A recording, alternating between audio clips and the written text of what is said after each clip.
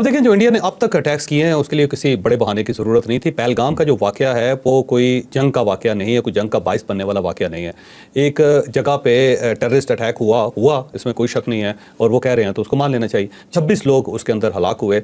एक बंदा भी मर जाए तो बड़ी बुरी बात होती है। इंसान की जान की हिफाजत जो है हर मुल्क के ऊपर, हर माशरे के ऊपर फ़र्ज़ है, और इंसान की जान, बल्कि वो क्या, किसी जानवर की जान भी, किसी पौधे की जान भी कायम रहनी चाहिए। उसके साथ इस किस्म का सलूक नहीं होना चाहिए। हम इस चीज़ के कायल हैं।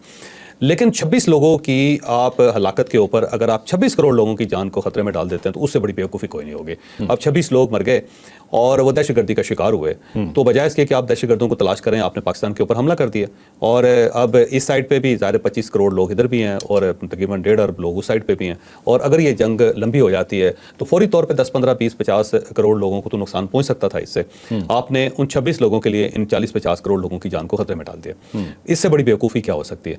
तो इंडिया को हमला करने के लिए किसी जवाब की ज़रूरत नहीं है, बस मोदी काफ़ी है। मोदी फिलॉसफी जो है वो काफ़ी है। वो कहता है एक न्यू ऑर्डर है, एक न्यू नॉर्मल है। और न्यू नॉर्मल क्या है कि इंडिया के अंदर जब भी कोई हमला होगा, जब भी दहशतगर्दी का वाक़या होगा तो वो पाकिस्तान पे हमला कर देगी। ये अच्छी वजह दिलचस्प किस्म की मंतिक है।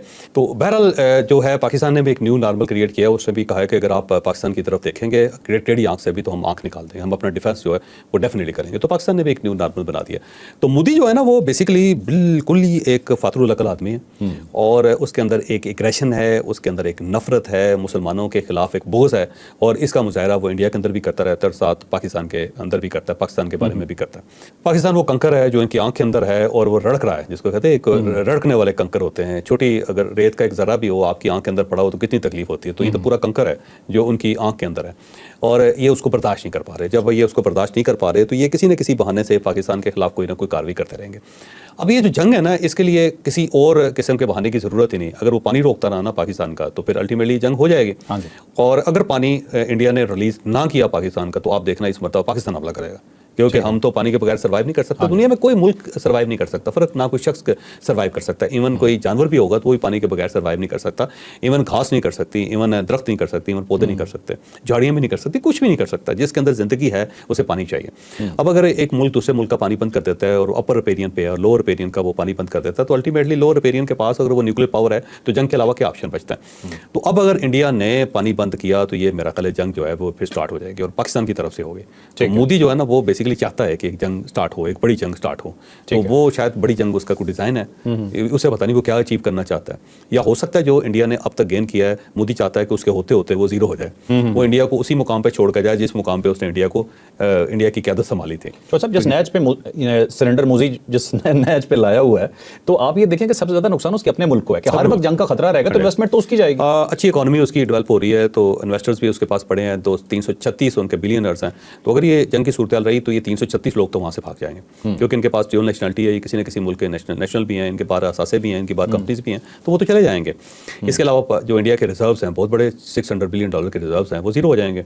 और इसके साथ साथ 1.5 अरब लोगों की आबादी है, तो 1.5 अरब लोग अगर खौफ में कितना अर्सा ज़िंदगी गुजार लेंगे तो मुश्किल हो जाएगा मोदी के लिए। लिहाजा बेहतर यही है कि आपने जो कुछ करना था आपने कर लिया, अब उस किए हुए को समेटें और समेटने के बाद मामलात को ठीक करें और पाकिस्तान और इंडिया दोनों अच्छे हमसाए बनकर रहें और ट्रेड खोलें दोनों मुल्कों की आपस में। फिल्में पाकिस्तान की उधर दिखाएं, इंडियन फिल्में यहाँ पे दिखाई जाएं, और बॉर्डर खोलें ताकि पाकिस्तानी उधर जा सकें, वहाँ से लोग पाकिस्तान आ सकें। और इसके साथ साथ ये जो वॉर हिस्टेरिया है वो उधर से भी खत्म हो, इधर से खत्म हो। और वो जो आपके 3-4 एंकर दोस्त हैं वहाँ इंडिया के अंदर, उनको ज़रा थोड़ा सा उनका मुंह बंद करें, टेप लगाएं उनके ऊपर, उनको बैन करें, क्योंकि वो जो नफरत फैला रहे हैं वो बहुत ज़्यादा। वैसे पूरे पाकिस्तान के मीडिया में एक भी बंदा ऐसा नहीं है जो अर्नब गोस्वामी का मुकाबला कर सके। वो तेजाब है, वो सही तेजाब स्वामी है। अच्छा चौधरी साहब, वैसे एक सवाल, बहुत सारे सवाल यहाँ पे, लेकिन एक सवाल मेरा अपना जाती भी है। इंडिया ने पानी रोका, पाकिस्तान का ये रोकना चाह रहा है, इतना पानी रोक के करेगा क्या? नहाना तो उन्होंने वैसे ही नहीं यार वैसे डाइवर्ट करना चाह रहे हैं ना, लेकिन डाइवर्जन इतनी आसान काम नहीं है। एक नेचुरल फ्लो होता है पानी का, आप उसको कितनी देर तक रोक लेंगे? अगर आपने फर्ज करें डाइवर्जन कर भी ले तो वो एक नेचर के सिस्टम के खिलाफ है ना। अल्टीमेटली फिर ऐसा होगा कि फ्लडिंग होगी इंडिया के अंदर, जो तबाही फैलेगी, को खौफनाक तबाही फैलेगी, लेकिन उस फ्लडिंग से पहले पाकिस्तान का बहुत नुकसान हो जाएगा। ठीक है, ठीक है, चले अब चलते हैं जी। हमारा नेक्स्ट क्वेश्चन बहुत ही इंपॉर्टेंट जी। सादिया खान साहिबा ने पूछा, चौधरी साहब, वो कहते हैं कि माई ओपिनियन, ये अपना ओपिनियन दे रही हैं, USA not want to resolve war situations. ये बात दुरुस्त तो हो सकती है उनकी, क्योंकि अगर माजी देखा जाए तो अमेरिका ने कोई खास किरदार अदा नहीं किया, बल्कि किसी मुल्क ने भी खास किरदार अदा नहीं किया इस कॉन्फ्लिक्ट को ख़त्म करने के लिए। लेकिन जो डोनाल्ड ट्रंप है ना, वो चाहते हैं कि वो फारिग होने से पहले, इक़्तिदार के खात्मे से पहले उनको नोबेल प्राइज़ जो हैं वो मिल जाए या उसकी नॉमिनेशन हो जाए। ठीक है। तो अब अगर आपने पीस का नोबेल प्राइज़ लेना है तो फिर आपको पीस के लिए एक बहुत बड़ा काम करना पड़ेगा। तो दो बड़े इस वक्त कन्फ्लिक्ट हैं दुनिया के अंदर। एक फ़लस्तीन का कन्फ्लिक्ट है जिसमें डोनाल्ड ट्रंप ने अपना व्यू दे दिया हुआ है, वो इसराइल के साथ खड़ा है, वो इस मामले को हल नहीं करना चाहता, और अगर करना चाहता है तो इसराइली पॉइंट ऑफ व्यू से करना चाहता है। और दूसरा जो कन्फ्लिक्ट है वो कश्मीर का कन्फ्लिक्ट है। अब अगर वो कश्मीर का कन्फ्लिक्ट भी सॉल्व नहीं करता, उसके अंदर भी अपना हाथ नहीं डालता, तो फिर पीस प्राइज़ कैसे मिलेगा? फिर या तो फिर ऐसे ही है कि ज़बरदस्ती ले ले, वो इसी तरह अनाउंस करे कि जनाब आप मुझे अमन का नोबेल प्राइज़ दें, वरना मैं आपके ऊपर टैरिफ लगा रहा हूँ, वरना फिर आया जो गोरी। तो दूसरा तरीका तो ये है कि वो इस लिहाज से हासिल कर ले, जबकि एक ऑनरेबल तरीका यही है कि वो कश्मीर का मसला हल करे। लेकिन यहाँ पे मैं एक बड़ी दिलचस्प बात बताता हूँ। मसला कश्मीर को हल करना पाकिस्तान तो शुरू से चाहता है 1948 से, लेकिन इंडिया भी इसको रिजॉल्व करना चाहता है। मैं बिल्कुल एक्चुअल आपको बात करता हूँ, लेकिन कहीं ना कहीं कुछ ना कुछ हो जाता है। अब पाकिस्तान जो है ना, वो भी अपनी जो अवाम है उसके ओपिनियन में फंसा हुआ है, इंडिया भी बहुत बुरी तरह फंसा हुआ है। अब ये दरमियान का रास्ता निकालना चाहते हैं, माजी के अंदर भी निकाला जाता रहा है, जनरल परवेज़ मुशर्रफ के दौर में, उससे पहले मियां नवाज शरीफ के दौर में, फिर उसके बाद इमरान खान के दौर में भी एक पॉइंट आया था कि नरेंद्र मोदी ने पाकिस्तान की विजिट करनी थी और यहाँ पे आके कंपोजिट डायलॉग होने थे और कश्मीर का मसला हल हो जाना था, लेकिन वो हो नहीं सका।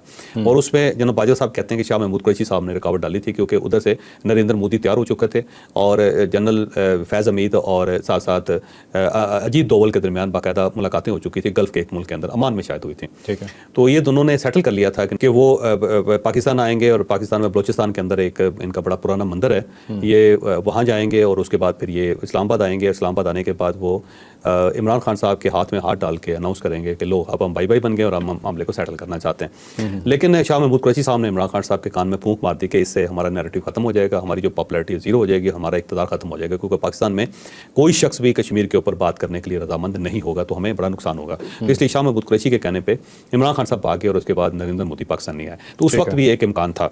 अब एक दोबारा एक बड़ी गोल्डन अपॉर्चुनिटी आई कि एक साइड से जो डोनाल्ड ट्रंप है वो पीस प्राइस लेना चाहते हैं और इंडिया इस मसले को हल करना चाहता है, पाकिस्तान भी इस मसले को हल करना चाहता है। तो मुझे लगता है एक बड़ा चांस है, और इस चांस को अगर ग्रैब कर लिया गया तो पाकिस्तान और इंडिया का जो एक दरीना मसला है वो हल हो सकता है। अब सवाल ये है कि फिर कश्मीर का मसला हल क्या होगा? क्या ये जो लाइन ऑफ कंट्रोल है इसको हम सरहद मानेंगे? नहीं, इसके अंदर थोड़ी सी वेरिएशन होगी कि हो सकता है जो वैली का है ना जी, या जो श्रीनगर है, वो इलाका आज़ाद कश्मीर को मिल जाए। अगर वो आज़ाद कश्मीर को मिल जाता है तो फिर पाकिस्तान खुश हो जाएगा, और पाकिस्तान साथ ही जम्मू और लद्दाख के ऊपर जो कंप्रोमाइज़ कर जाएगा इंडिया का जो मौक़िफ़ है उस पर, तो उस साइड पर उनको लद्दाख और फिर जम्मू मिल जाएगा, तो वो उधर से डंडोरा पीटते रहेंगे हम जीत गए, हम इधर से डंडोरा पीटते रहेंगे हम जीत गए।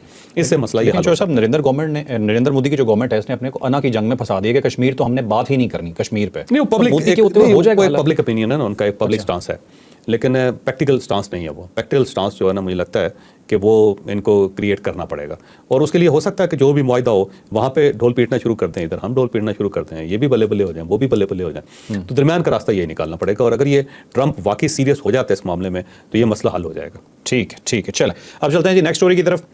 ये मोहम्मद रफ़ीक साहब ने सवाल किया है, उन्होंने कहा इंडिया ने जो हज़ीमत पाकिस्तान के हाथों उठाई है, इसमें वेस्ट और अमेरिका जो है वो परेशान हो गए हैं, और परेशानी का इज़हार वो इंडिया से बेइम्तनाई की सूरत में कर रहे हैं, और गोया वो इंडिया को उकसा रहे हैं कि वो अपनी शिकस्त का बदला लेने के लिए पाकिस्तान पे अटैक करे, और ये मामला ख़तरनाक हो सकता है। ये क्या बात है? देखिए, एक ओपिनियन ये हो सकता है कि जो यूरोप है या अमेरिका है इंडिया को कह रहा है कि तेरी बड़ी बेइज्जती हुई, तेरी बड़ी बेइज्जती हुई। ऐसा होता है ना पंजाब के अंदर, जब कोई बंदा थोड़ा सा उसको शिकस्त हो जाए या हार जाए तो लोग उसको चुकना शुरू कर देते हैं, उसको कहते हैं चुकना पंजाबी के अंदर, उसको उठाना शुरू कर देते हैं, उसका ताऊ देना शुरू कर देते हैं कि यार थोड़ी बड़ी बेइज्जती हो गई, यार थोड़ी मुझ कटी गई जी, थोड़ा जे नक कट देता वट देता है, देखो जी तुम अपने प्यो का बदला नहीं ला सके।